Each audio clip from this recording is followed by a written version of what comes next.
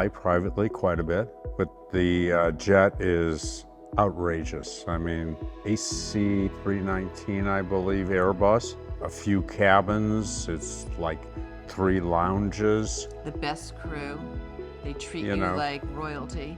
Attention to detail. I mean, I don't think I'm ever going to be able to fly domestic again without thinking about how amazing the jet is. The jet is just configured in such a way that you're in like 3 living rooms. You're not on a plane.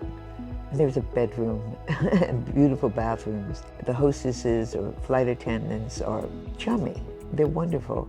And because we went from country to country, when you meet them again at the next country door, they know your name, they know what drink you're waiting for. So that was extremely comfortable.